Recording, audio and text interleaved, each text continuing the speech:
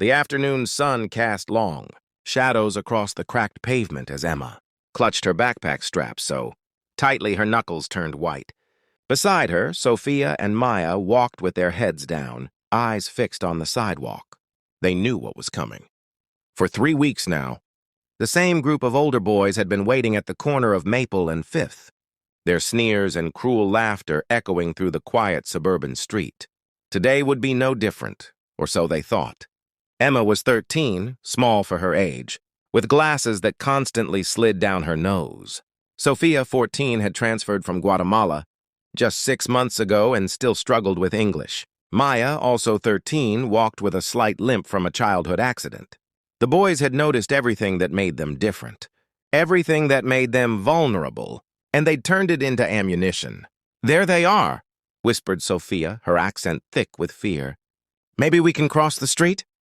"They'll just follow us," Maya replied, resignation heavy in her voice. "They always do." Emma's heart hammered against her ribs. She'd tried everything, telling teachers, talking to the principal, even calling the police. But the boys were careful.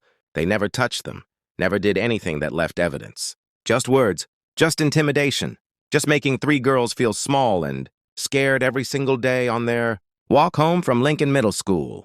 The boys spotted them and pushed off from the fence they'd been leaning against. There were 4 of them, between 15 and 17, all from the nearby high school. The ringleader, a tall kid with a shaved head, grinned as he blocked their path. Well, if it isn't the loser parade," he called out, his friends laughing on cue. "Hey, Four Eyes, where's your boyfriend?" "Oh, wait, you don't have one because you're a freak." Emma tried to walk around them, but they shifted, forming a barrier. Her throat tightened. Behind her, she could hear Sofia's breathing become rapid and shallow. "Leave us alone," Emma managed to say, but her voice cracked, making the boys laugh harder. "What's that?" "Can't hear you, weirdo." The ringleader leaned in close, his breath hot on her face. "Maybe we should follow you home today.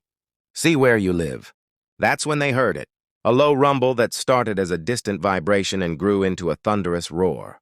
The boys turned, their cocky expressions faltering as 6 motorcycles rounded the corner, their chrome gleaming in the afternoon light. The bikes pulled up alongside them, engines idling with a powerful growl. The riders were an intimidating sight, leather vests, tattoos, dark sunglasses, and weathered faces that spoke of hard miles and harder lives.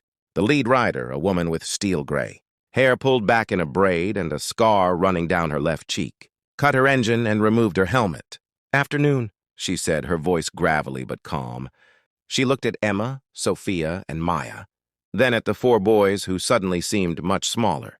"These boys bothering you girls?" Emma couldn't find her voice.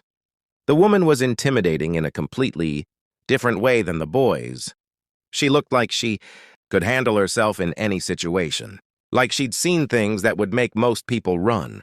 "We're just talking," the ringleader said, but his bravado was gone, replaced by something that looked a lot like fear. Another rider, a massive man with a graying beard that reached his chest, swung off his bike. "Didn't look like talking to me. Looked like 4 big guys harassing 3 young ladies." "We weren't," one of the other boys started. "Save it," the woman interrupted. She walked closer to Emma, her boots heavy on the pavement. Up close, Emma could see her eyes were kind despite their fierce appearance. "How long's this been going on, sweetheart?" 3 weeks, Emma whispered. "Every day after school?" The woman's jaw tightened. She turned back to the boys. "Here's what's going to happen. My name's Rachel, and this is my crew from the Veterans Motorcycle Club. We ride this route every day around this time. We're going to make it our business to be here when these girls get out of school." She paused, letting the words sink in. "Every single day." A third rider, a lean man with kind eyes and a prosthetic leg visible beneath his jeans, spoke up. "We served our country so kids like these girls could walk home safe. You 4 got a problem with that?" The boys shook their heads, backing away. "Good," Rachel said. "Now apologize to these young ladies." "Sorry," the ringleader mumbled, not meeting anyone's eyes. "Look at them when you say it," the bearded man commanded, his voice leaving no room for argument. The 4 boys turned to face Emma, Sofia, and Maya properly. "We're sorry," they said, with varying degrees of sincerity, but all with genuine fear in their voices. "Now get out of here," Rachel said. And if we hear you've bothered these girls or any other kids, there will be consequences. We know your faces now. We'll be watching." The boys scattered, practically running down the street. The bikers watched them go. Then Rachel turned back to the girls with a gentle smile that transformed her entire face. "You girls okay?" Emma felt tears streaming down her cheeks. But for the first time in weeks, they weren't tears of fear. "Thank you," she managed. "Thank you so much." Sofia stepped forward, her English suddenly more confident. "You saved us." "Nah," said the man with the prosthetic leg, whose vest read Danny. "We just evened the odds a little." "But why?" Maya asked, wiping at her own eyes. "Why would you help us?" Rachel knelt down so she was at eye level with them. "I had a daughter once. She got bullied too, bad enough that she—" Her voice caught. "Well, let's just say I wasn't there when she needed someone. Now I make sure to be there. For kids who need help." She reached into her pocket and pulled out 3 cards with her phone number on them. "You call me if anything like this happens again. Day or night. You hear me?" Emma took the card with trembling hands. "I don't understand. You don't even know us." "Don't need to," the bearded man said gruffly. "Right's right and wrong's wrong. Simple as that." True to their word, the veterans' motorcycle club was there every day after school for the next 2 months. Sometimes all 6 riders, sometimes just 2 or 3, but always there. The boys never came back. But more than that, other kids started to notice. They saw Emma, Sofia, and Maya walking home with an escort of tough-looking bikers who treated them with respect and kindness. Somehow that changed things. Kids who'd ignored them before started saying hello. A group of girls from their grade invited them to sit at lunch. Teachers noticed the positive change and made efforts to include them more in class. It was as if the bikers' intervention had given them a kind of social currency they'd never had.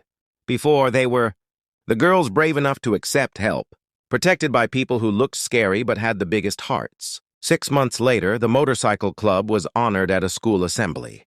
Emma stood at the podium, her voice steady now, telling the packed auditorium how Rachel and her crew had changed their lives, how they'd shown that real strength isn't about intimidation or making others feel small. It's about standing up for people who can't stand up for themselves.